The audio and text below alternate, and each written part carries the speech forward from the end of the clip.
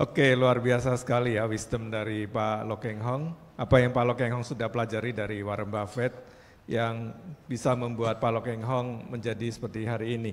Nah, sebelum kita masuk ke sesi tanya jawab, nanti siap-siap yang ingin bertanya, saya ingin coba summarize dari apa yang disampaikan oleh Pak Lo Keng Hong. Jadi kalau tadi ditanya semuanya ingin jadi orang kaya, ya semuanya jawab yes.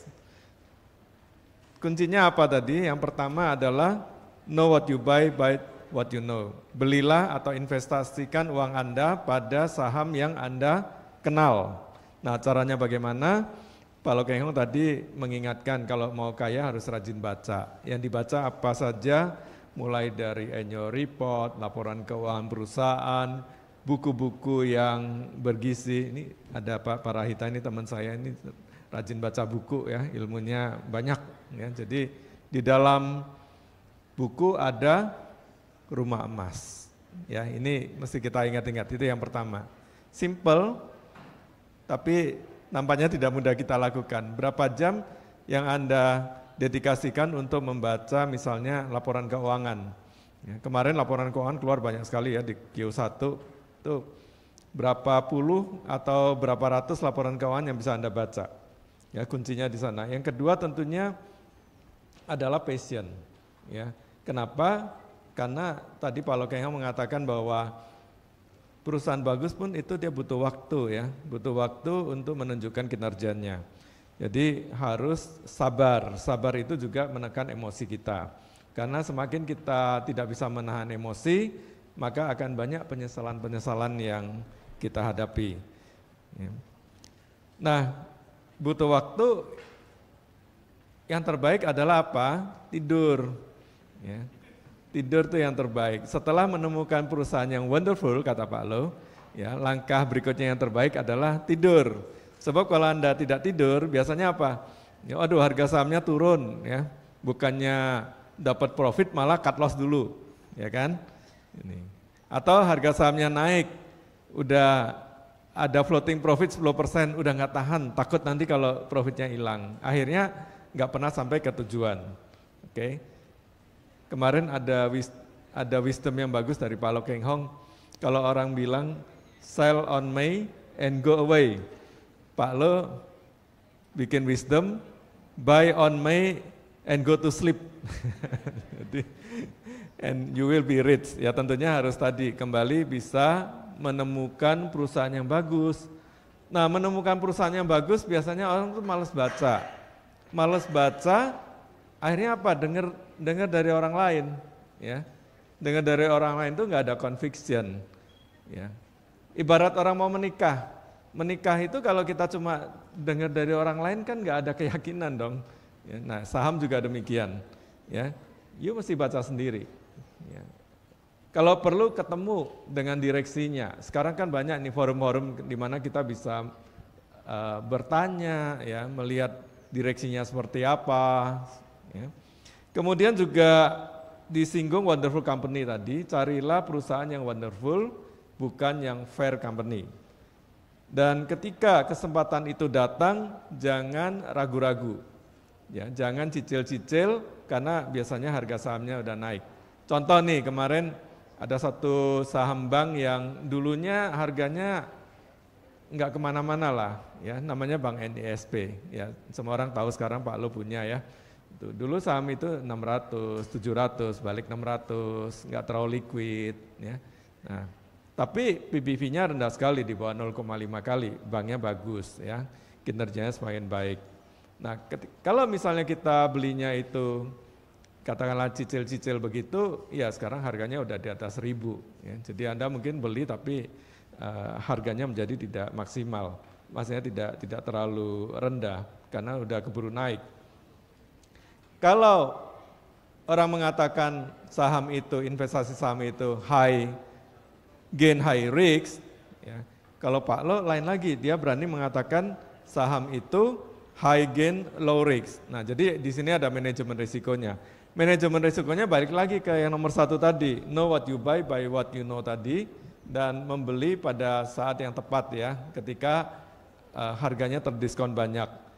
Saya masih ingat kata-kata Pak Lo, saya banyak terbantukan oleh margin of safety, ya, MOS-nya besar. Nah, ketika misalnya saham yang saya beli itu tidak sesuai dengan harapan saya pun, saya tidak rugi bahkan masih untung. Ya. Waktu itu mungkin contoh seperti saham MBSS ya mungkin ya. Pak Lo beli memang dengan margin of safety yang besar sekali, ya, sehingga ketika Pak Lo jual pun masih mendapatkan keuntungan yang cukup bagus. Kemudian juga diversifikasi itu hanya untuk orang yang tidak tahu. Jadi kalau Anda mengetahui perusahaan tersebut, sebenarnya kita tidak perlu melakukan diversifikasi. Ya, karena kata Warren Buffett tadi, risiko itu datang dari ketidaktahuan kita. Ya. Nah, sedangkan diversifikasi orang sering salah artikan bahwa ya sudahlah karena kita mau manajemen risiko, ya kita cap-cip aja beli saham dengan jumlah yang cukup banyak. Ya, sebenarnya intinya bukan itu, intinya kembali ke tadi, belilah saham yang betul-betul Anda kenal. Oke, mungkin itu saja yang bisa saya sampaikan, men-summarize. Sebenarnya ini adalah filosofi dari Pak Loh Keng Hong. Ada seorang teman yang sekarang lagi ambil S3 ya di satu perguruan tinggi negeri. Dia mengambil topiknya menarik, yaitu tentang filosofi investasi Loh Keng Hong. Oh, ini S3 loh. Pendekatannya dia dengan, kalau kita bilang itu pendekatan kualitatif gitu ya. Nanti dia metodologi penelitiannya. Dia sempat interview saya juga, ya, Pak Loh Keng Hong seperti apa filosofinya. Ya, Pak Loh Keng Hong filosofinya sederhana tadi. Ya, belilah saham yang Anda kenal. Ya. Setelah beli apa? Sabar. Ya, sabar, tinggal tidur. Tunggu sampai pasar itu mengapresiasi saham tersebut. Saham yang dibeli juga saham yang wonderful, dibelinya pada saat harga yang terdiskon banyak. Ya, jadi margin of safety-nya itu besar. Ya, very simple. Tapi ternyata tidak mudah juga untuk dilakukan. Baik, itu adalah summary dari saya. Sekarang kita masuk ke sesi Q&A yang mungkin Anda sudah tunggu-tunggu. Ya, kita buka termin pertama, 3 penanya, silakan angkat tangan. Oh, banyak sekali ya. Kita harus memilih. Ini dari tengah dulu yang ya 3 tapi nanti satu persatu gitu ya. Ya, yang sebelahnya baju merah, siapa namanya? Ya, silakan diberi mic oleh panitia. Sebutkan nama ya, nama dan pertanyaannya satu aja ya biar yang lain dapat kesempatan. Ya, tidak ada 1A, 1B, 1C, satu aja. Ya, sebut nama dan pertanyaan, silakan. Ya, selamat sore Pak Lukas dan Pak Loh Keng Hong. Nama saya Stefan. Saya member Hungry Stock, muridnya Pak Lukas juga. Nah, saya mau nanya, yang pertama, Peter Lynch mengatakan kalau tetangga kita beli di harga 10, terus kita beli kalau saham itu turun ke 1, ya kalau saham itu ke 0, kita hilang 100%. Nah, saya mau tanya ke Pak Loh, bahwa perusahaan yang Pak Loh beli itu kenapa bisa tidak akan bangkrut? Contohnya waktu Pak Loh beli UT, waktu tahun 98, itu ekuitasnya saya lihat 25 miliar. Khasnya 366 miliar dan rugi dalam 2 tahun itu terakhir utang jangka pendeknya itu 3,3 triliun. Dan dia juga melakukan restrukturisasi. Yang research di Harvard mengatakan bahwa kemungkinan suksesnya hanya 22%. Ya, saya mau tanya decision itu sih Pak, yang waktu tahun 98 beli UT waktu ekuitasnya 25 triliun dan dia kemungkinan tidak bisa bisa membayar utang jangka pendeknya. Ya, gitu. Oke, satu dulu aja ya, biar gantian Stefan. Baik, jadi pertanyaannya dari Stefan, waktu Bapak beli UT Pak, kenapa dengan probability kebangkrutan cukup tinggi tapi ternyata nggak bangkrut juga gitu, mungkin apa pertimbangannya? Saya belum tahu menurut Harvard tingkat keberangkutannya berapa?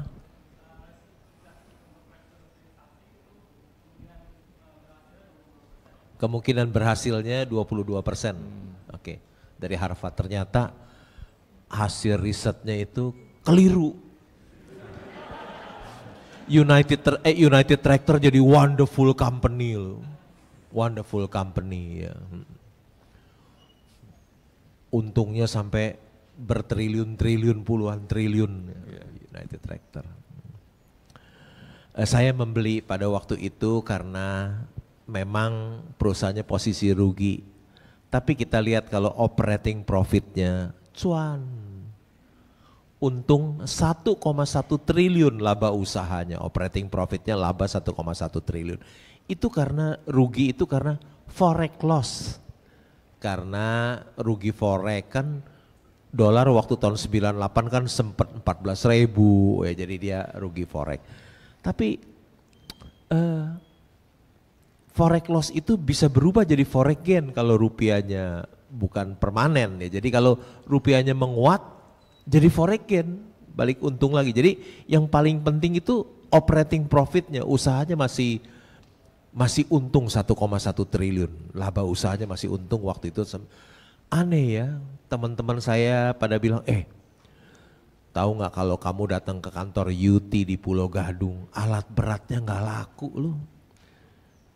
Nggak laku alat beratnya, siapa yang mau beli alat berat, nggak ada yang beli. Lihat, sepi.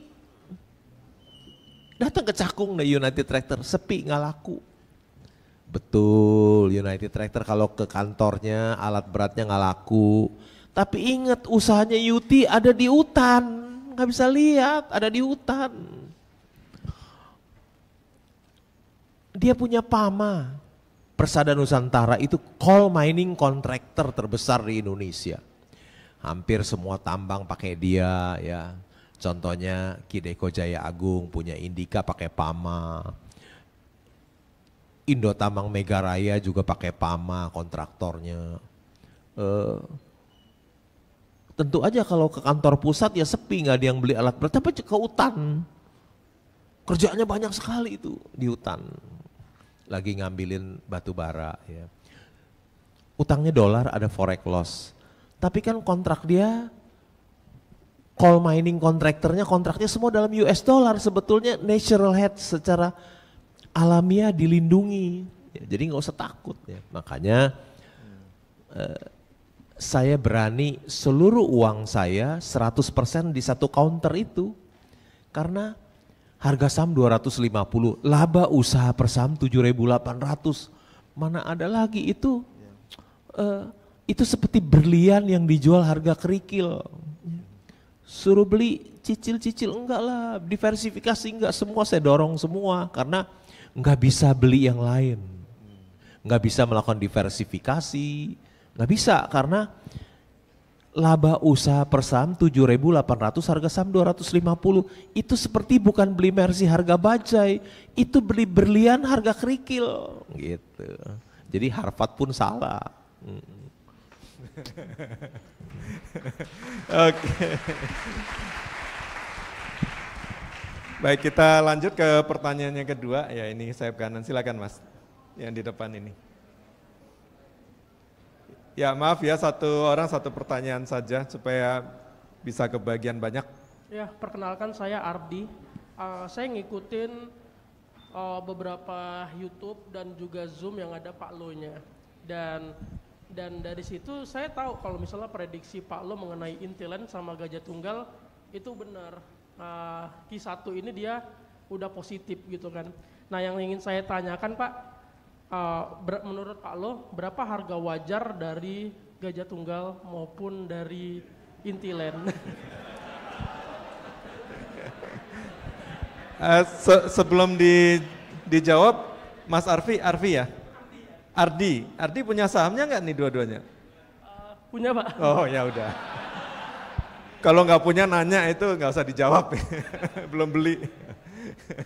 Silakan Pak Lo, Ardi. Enak aja lo. Gua yang hitung capek-capek lu mau tahu aja.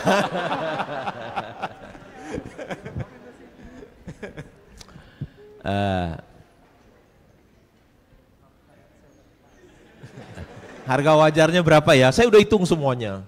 Intiland itu punya 61 proyek ya. Salah satunya di TBC Matupang. Namanya South Quarter, keren ya South Quarter.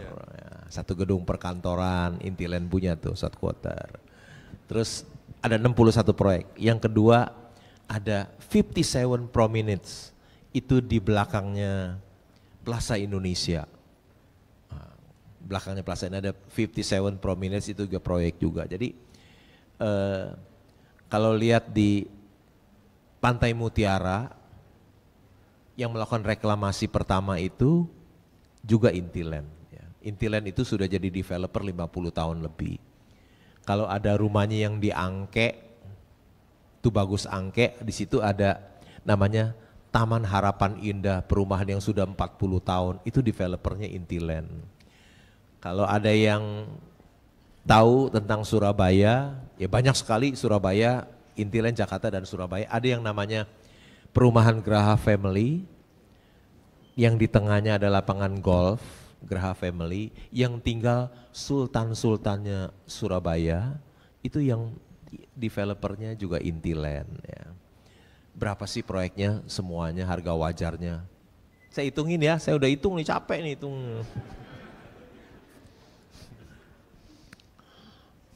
Dari 61 proyek itu saya udah hitung, totalnya kurang lebih 20 triliun. Ya, 20 triliun. Utangnya kira-kira 4,5 triliun. Di kas ada 1,5 triliun. Jadi utangnya kira-kira 3 triliun netnya ya, 3 triliun.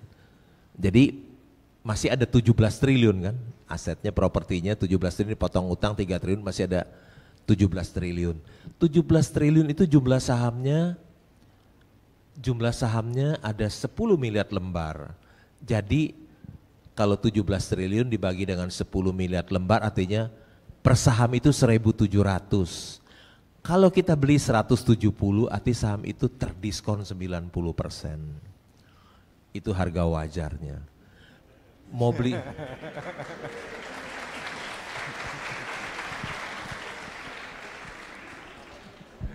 kalau nggak percaya nanti hitung lagi di rumah ya.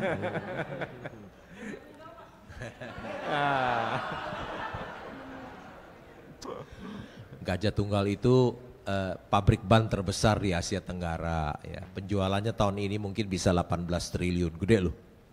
18 triliun. Kalau kita lihat nilai buku per sahamnya kan 2.000 ya. Nilai bukunya per saham 2.000 per saham. Utangnya pun semakin hari semakin mengecil ya. Kalau kita lihat mundur mungkin 10 tahun yang lalu harga sahamnya pernah 3.000 loh. Harga sahamnya pernah 3.000 ya. Siapa tahu kinerjanya semakin hari semakin baik ya. Siapa tahu dia bisa kembali ke harga itu lagi ya. Kira-kira demikian. Oke, Mas Ardi cukup ya.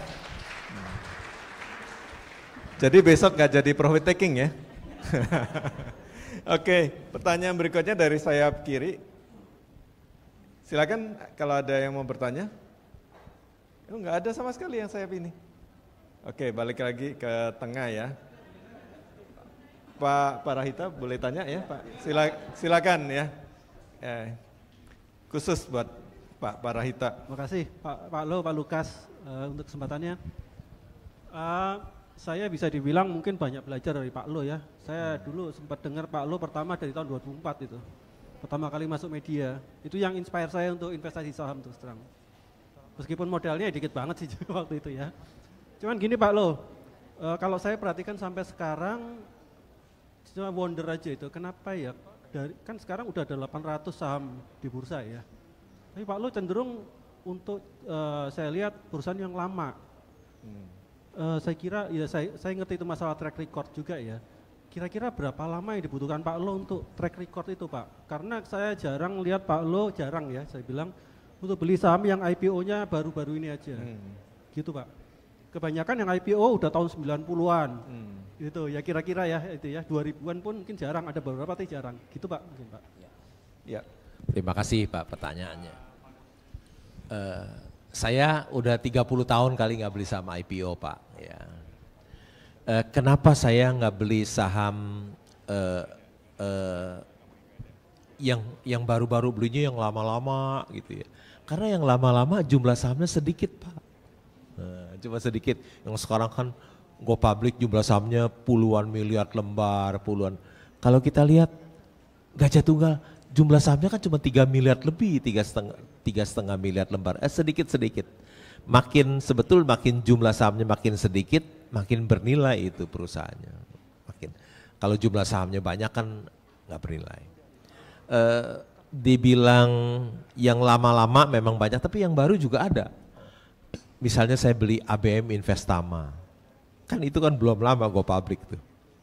Nah, saya pemegang saham terdaftar nomor 2 di sana ABM Investama.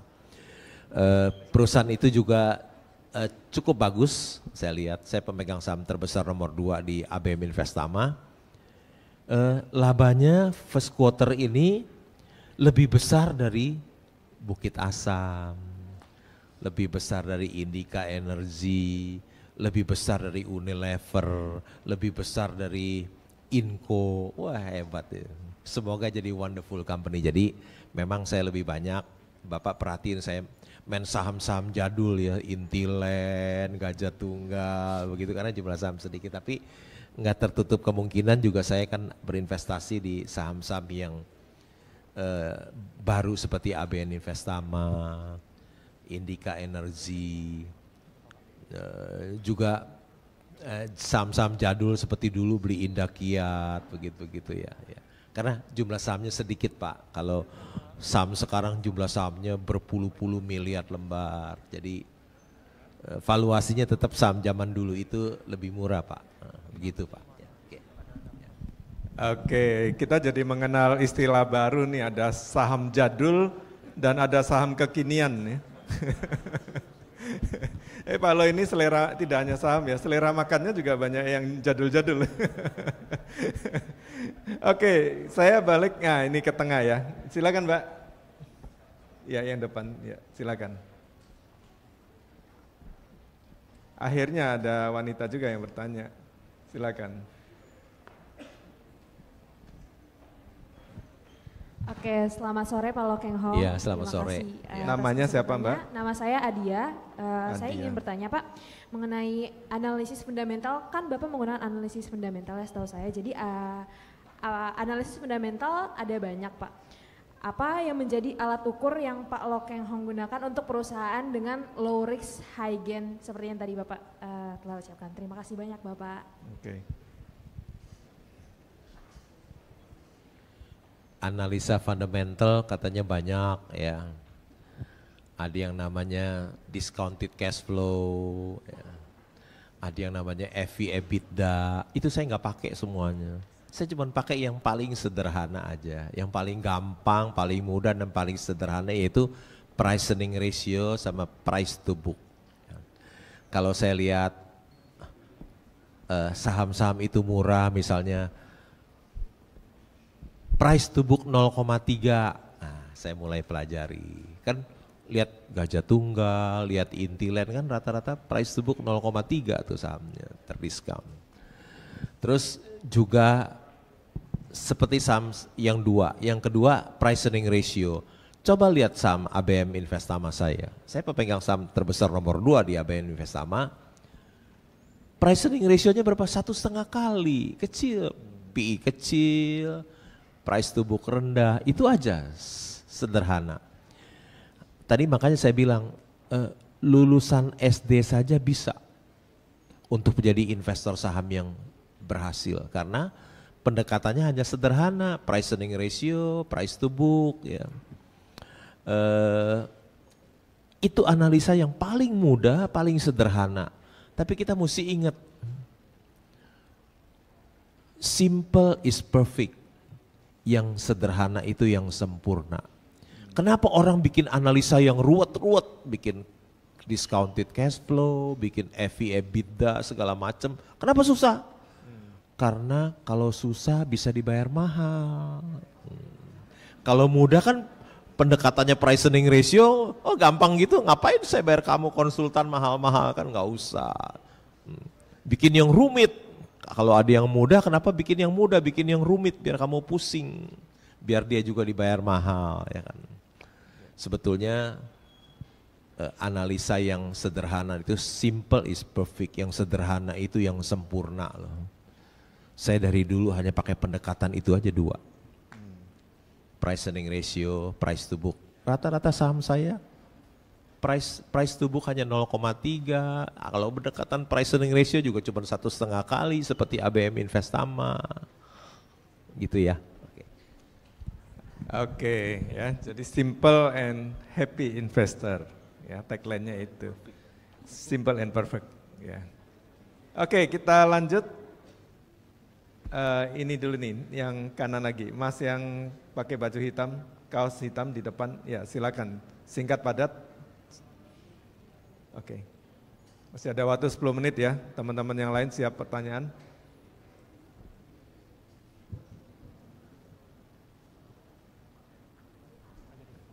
Oke, selamat sore Pak Lo. Sebelumnya perkenalkan nama saya Kevin. Nah, jadi di sini saya punya pertanyaan. Tadi kan Pak Lo sempat menyebutkan kalau mengutamakan tidak melakukan diversifikasi. Nah, sementara barusan saya kayak googling gitu kan. Nah, untuk portofolio de Pak Lo sendiri ada punya Gajah Tunggal, punya Intiland, terus ada BMTR dan beberapa saham lainnya itu kan termasuk diversifikasi. Nah, untuk pertanyaan saya kira-kira kenapa gitu Pak Lo melakukan itu? Sementara tadi kan menyarankan untuk tidak melakukan diversifikasi. Terima kasih Pak Lo. Kenapa sekarang sahamnya banyak diversifikasi? Sebetul maunya sih nggak diversifikasi. Masalahnya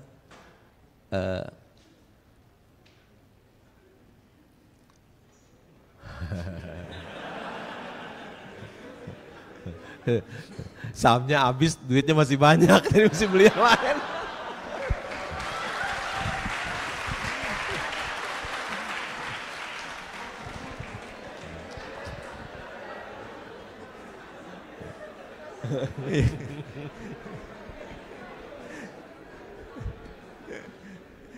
Pak Lo mau bilang tambah banyak duitnya nggak enak.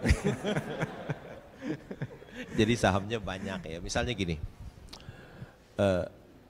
Nama saya tercantum di annual report Bank CIMB nomor 20 karena punya 12 juta saham. Itu terjadinya gini, saya tuh beli di harga 1.000, beli dapat 12 juta saham lebih.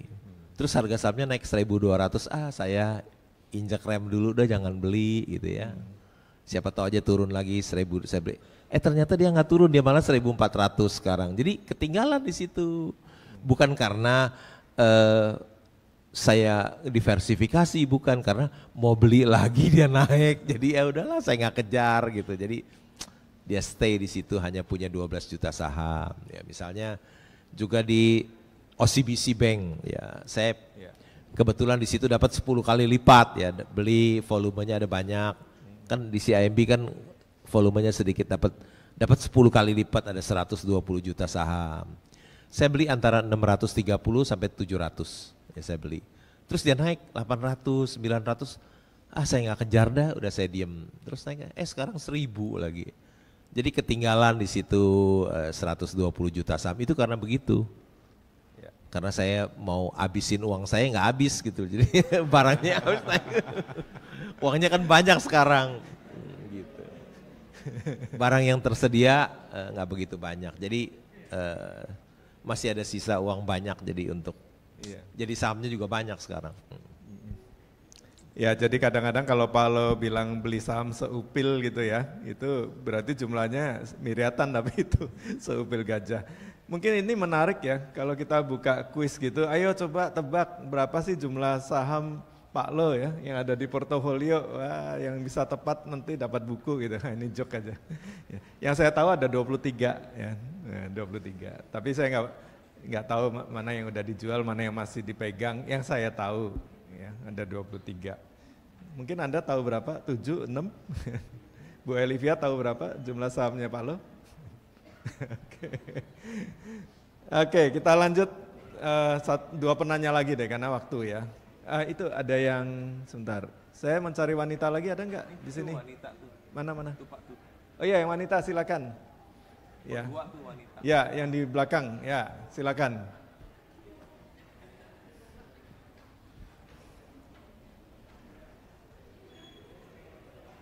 Sebelumnya saya mau ngucapin terima kasih kesempatannya karena saya udah ditunjuk buat bertanya. Sebenarnya tadi udah ngangkat tangan cuma nggak kepilih-kepilih, jadi dibantuin sama teman-teman. Saya agak deg-degan sih Pak sebenarnya. Jadi kan dari tadi kan Pak Lo ngebahas tentang bahwa kita tuh sepertinya harus strict banget ya sama baca annual report gitu kan, harus bertumpunya ke sana. Tapi Pak, sebagai investor pemula seperti saya nih, misalnya dari segi analisa fundamental, dari top to down analisisnya, saya ngerasa emiten yang saya pilih ini ternyata wonderful company gitu Pak. Tapi kan kadang ada kejadian yang kayak di luar kontrol yang membuat seolah-olah kinerja saham tersebut turun ya. Contohnya Pak, saya pernah menganalisis saham Adro dan itu bagus ya dari segi finansialnya dan lain-lain. Tapi and then kan ada kayak kabar di luar annual report seperti dia mau membuat PLTU dan kemarin jadi ada case-case di mana investornya tuh nggak setuju gitu Pak. Nah, ketika terjadi kejadian buruk di luar annual report, kan itu akan mempengaruhi kinerja sahamnya turun. Bagaimana Bapak membuat keputusan investasi bahwa sebaiknya saham ini dilepas atau dipertahankan di luar dari annual report yang bagus? Terima kasih Pak. Ya. Terima kasih atas pertanyaannya. Menurut saya tetap kita berpegangan kepada laporan keuangan dan annual report ya. Kan Adaro itu kan labanya besar sekali ya. Kalau tidak salah tahun lalu labanya 38 triliun. Tahun lalu labanya lagi 38 triliun. Jadi kalau ada insiden, ada orang yang tidak setuju mau bangun PLTU, rasanya itu tidak berpengaruh apa-apa. Ya, tidak berpengaruh apa-apa, nggak ada pengaruhnya sama sekali ya.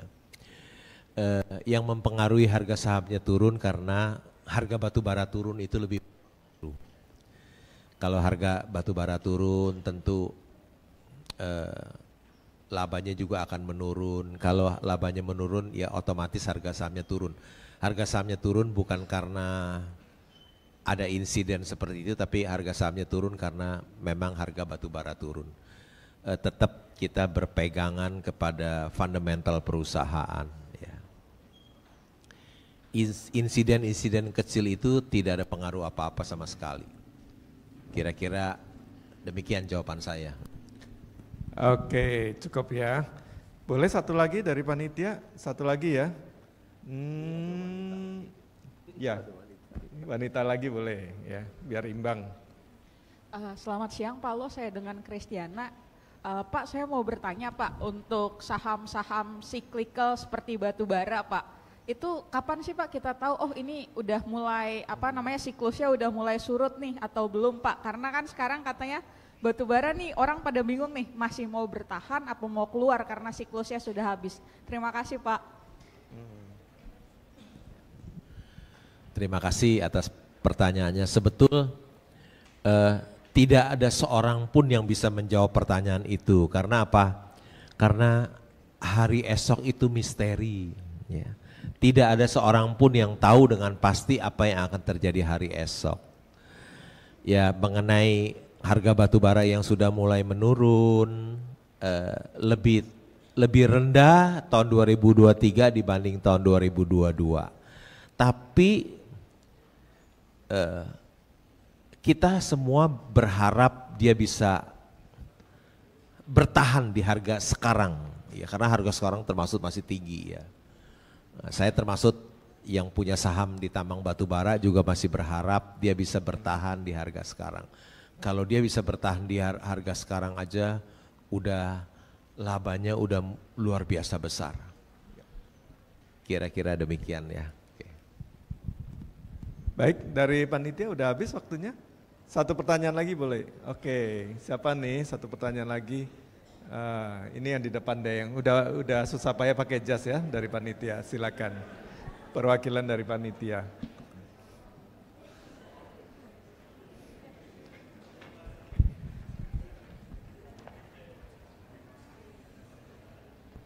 Oke, selamat siang Pak Lo.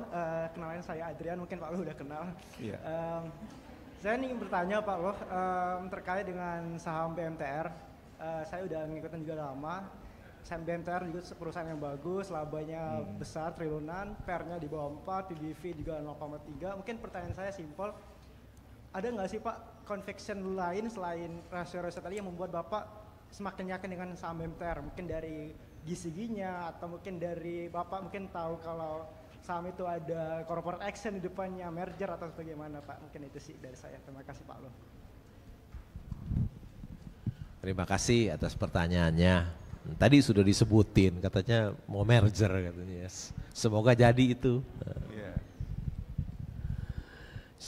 Semoga seperti yang disebutkan tadi ya bisa terjadi karena kalau sekarang harga sahamnya misalnya 290, nilai buku per sahamnya kan di atas 900 ya, di atas 900.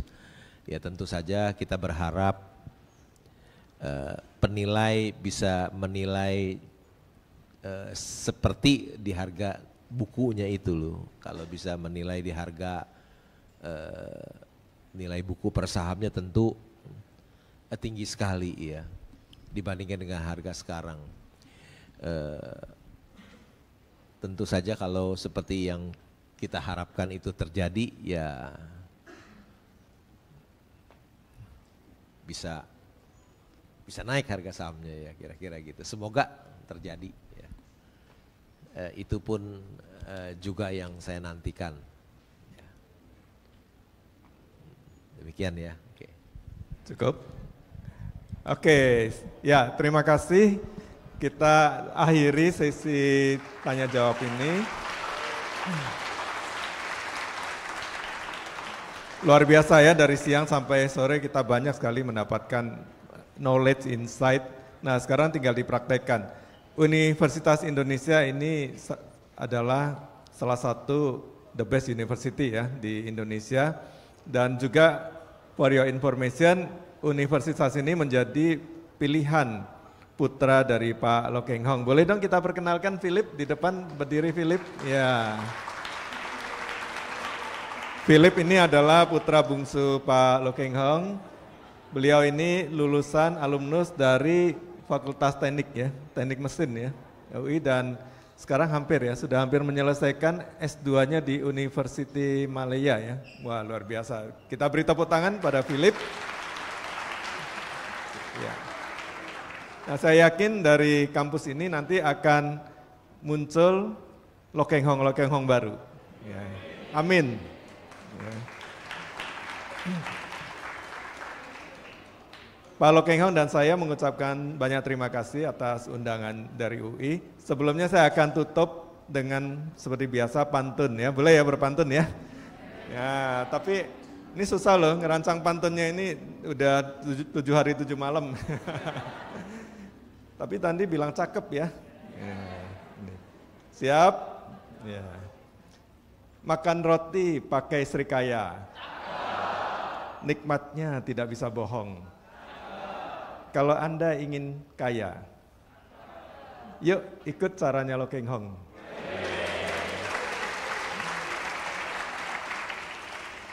Satu lagi, ikan hiu makan cumi.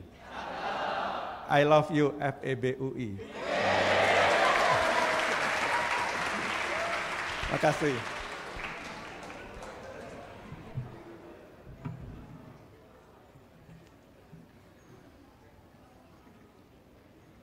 Kembalikan kepada panitia.